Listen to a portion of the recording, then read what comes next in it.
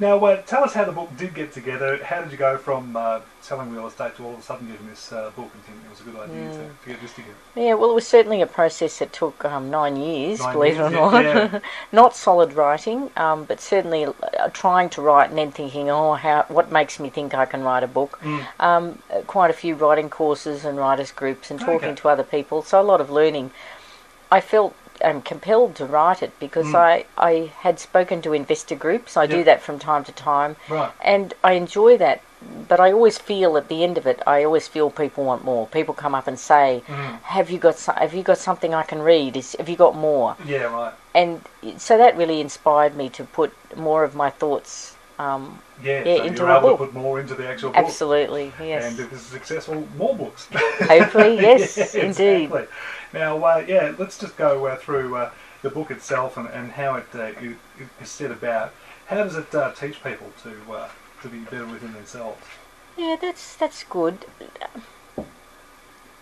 Good question. How? I think that there are concepts that I touch on throughout the book, and optimism being an obvious one, but even like using your imagination and learning to be creative rather than feeling you need to be competitive. Yeah, right. That's a good one. So things like that. Yeah, well, some of the chapters in the book, reinvention, so it's about getting a new identity. Dealing with change, yes, dealing with change. You'll have to, won't you? And, being resilient, learning to work well with others. And so there's a lot about having a good relationship with yourself and then building great relationships. Yeah. And it doesn't matter what business you're in. No, exactly. It doesn't matter. It applies to all, doesn't it? So important. There's a chapter called serendipity, which is a favourite word of mine, like yes. little accidents. yes. Oh, look, it's a favourite...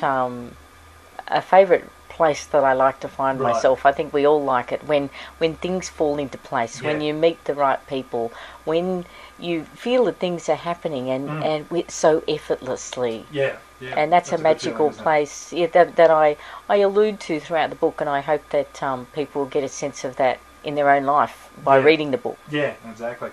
You talk about hidden potential as well, and finding those hidden things that you didn't know you had. Yes, that I like that chapter too. It's an extension. It does relate to the people in our life that often we know somebody and then we suddenly go, "Gosh, I didn't know they knew all that." Yeah.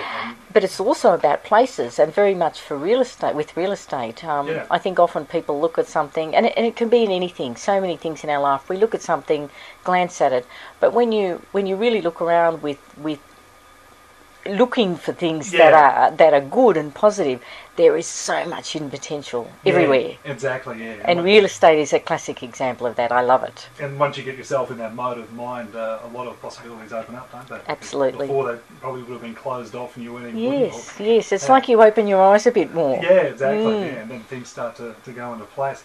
The X factor you talk about of human achievement. Yes. What's the X factor?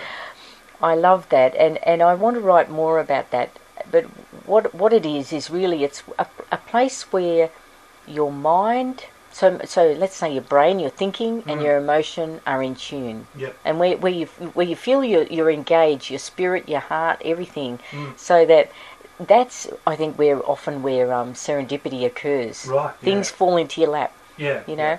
And so I also, again, I don't think it's an easy thing to put your finger on, but with the stories in that chapter and that lead up to that chapter, I hope people get a fuller sense of how they can get some more of that in their life. And making your life an adventure is it's a title I like, and you've got to make it an adventure and make it, as you said, fun, don't you? Yes.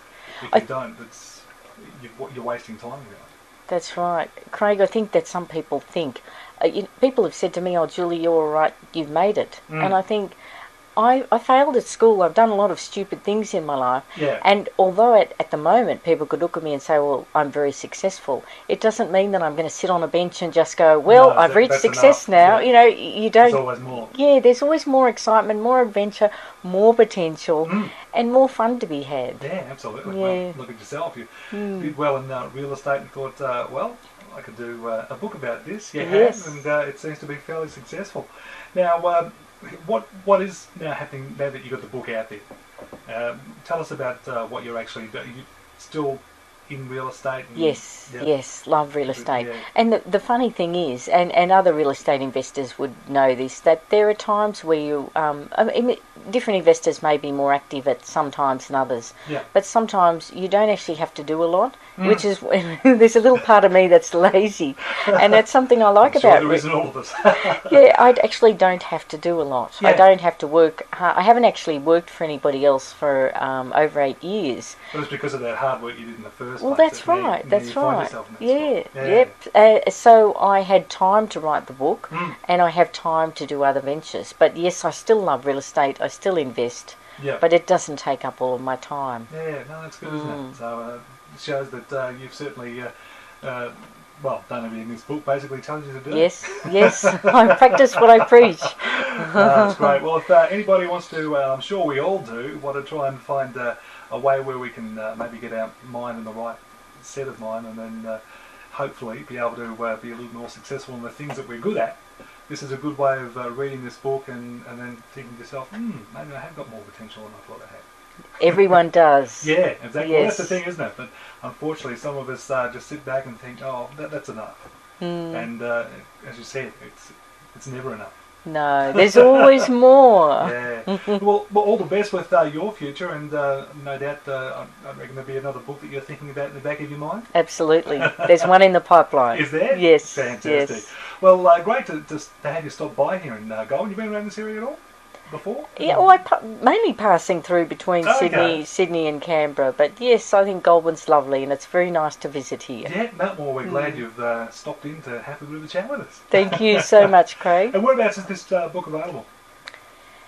Angus and Robertson. Angus and Robertson, and, well, most bookshops, if they're not stocking it, they can order it in. Fantastic. Well, the name of the book is Footloose and Financially Free, a guide to thinking and feeling your way to success, as Julie has certainly done for herself, and there's a good chance you could get yourself in the same position by reading the book and getting her tips. Yep. Thanks, Julie. Thank you, Craig.